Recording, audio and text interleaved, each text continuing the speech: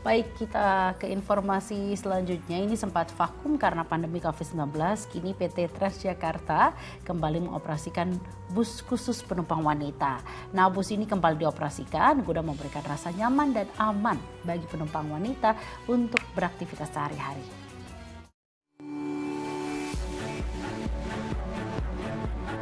Maraknya kasus pelecehan di angkutan umum membuat Transjakarta kembali mengoperasikan bus pink. Nah, saya mau coba naik dari halte Pasar Baru menuju ke Kalideres. Kehadiran bus Transjakarta khusus wanita tentu disambut gembira kaum perempuan. Dekorasinya pun dipilih berwarna pink, identik dengan warna kesukaan para wanita. Sempat vakum akibat pandemi COVID-19, bus pink kini kembali beroperasi mulai pukul 5 pagi hingga pukul 10 malam. Para penumpang pun mengaku nyaman menaiki bis ini.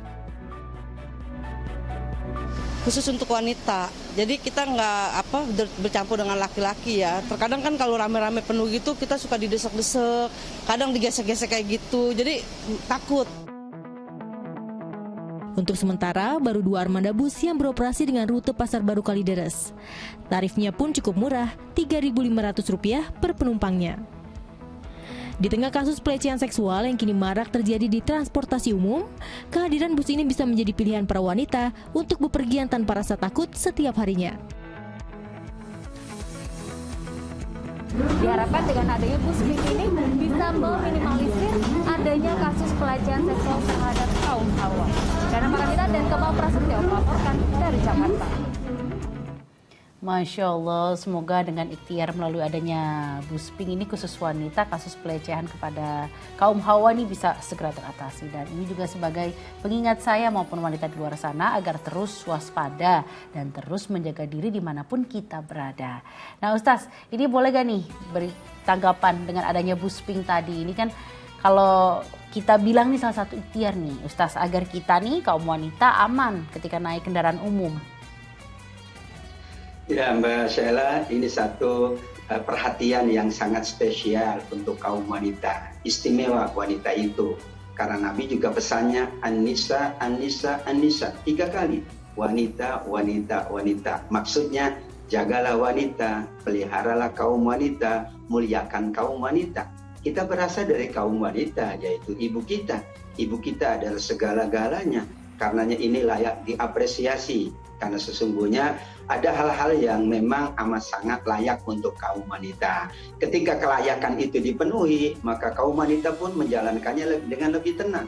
Ini dalam kendaraan memang berbeda antara posisi laki-laki dengan kaum wanita. Ketika kaum wanita sudah merasakan kenyamanan dalam kendaraannya, tentu ada apresiasi khusus. Bagaimanapun memang Islam memberikan penghargaan yang tinggi kepada kaum wanita.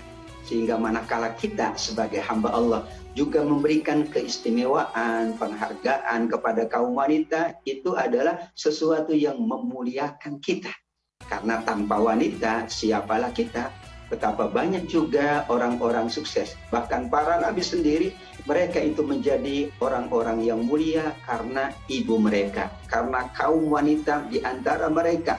Ada Nabi Ismail, ibunya lah yang membesarkan. Maka layak Nabi Ismail selalu mengagungkan dan memuliakan ibunya. Betapa pula Nabi Muhammad SAW.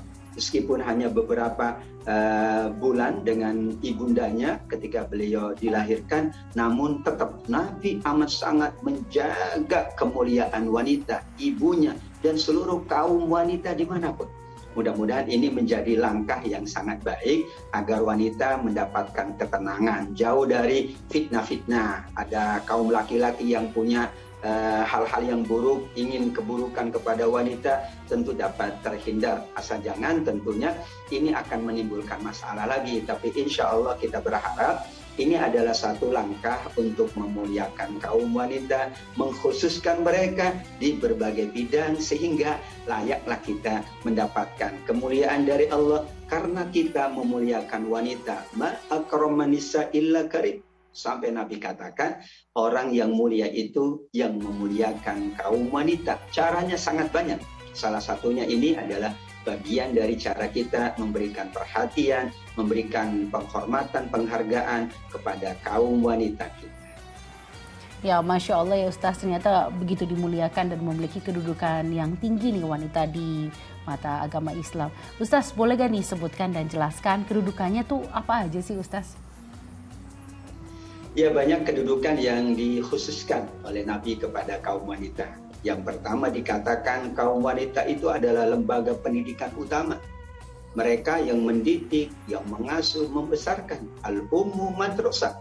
Kita kalau tidak ada sekolah, tidak ada lembaga pendidikan, maka kita tidak mendapatkan ilmu, kita tidak mendapatkan akhlak, tidak mendapatkan kemuliaan. Kedudukan kaum wanita ibarat sebagai lembaga pendidikan utama dan pertama untuk anak-anak. Kaum wanita juga dikatakan sebagai pengendali dari keadaan-keadaan yang tidak baik. Dengan wanita ini, kadang kaum laki-laki jadi segan. Sehingga ia awalnya akan melakukan sesuatu yang buruk, ia akan urung melakukannya. Karena betul kaum wanita ini juga menjadi pengerem dari keburukan-keburukan kaum laki-laki. Demikian juga dikatakan bahwa kaum wanita ini secara istimewa, secara khusus, yaitu kaum ibu akan menjadi penentu dari surga seseorang. Bayangkan penentu surganya. Banyak sekali perantara-perantara surga. Amal perantara surga, kebaikan perantara surga, tapi ini ada penentu surga, yaitu bahwa surga di bawah telapak kaki ibu. Berarti kan yang menentukan. Ridho Allah tergantung ridho ibu, berarti kan menentukan betapa banyak sarana yang mungkin kita dapatkan surga. Tapi kalau kita tidak baik dengan kaum wanita, khususnya kaum ibu, itu yang akan menentukan. Di samping itu, kaum wanita inilah yang akan dijadikan sebagai perhiasan dunia. Maka Nabi mengatakan, dunia ini perhiasan, keindahan, keagungan. Nah, dan sebaik-baik perhiasan dunia adalah wanita solehah. Kaum ibu yang solehah, kaum wanita yang baik-baik. Maka saatnya insya Allah kita terus menjaga dan memuliakan kaum wanita. Apakah saudara kita, keluarga kita, khususnya adalah ibu kita, insya Allah. Insya Allah, ternyata memang begitu sangat dimuliakan kaum wanita. Dan insya Allah para kaum wanita ini bisa selalu memberikan pelajaran yang baik untuk anaknya sesuai dengan kaidah agama Islam.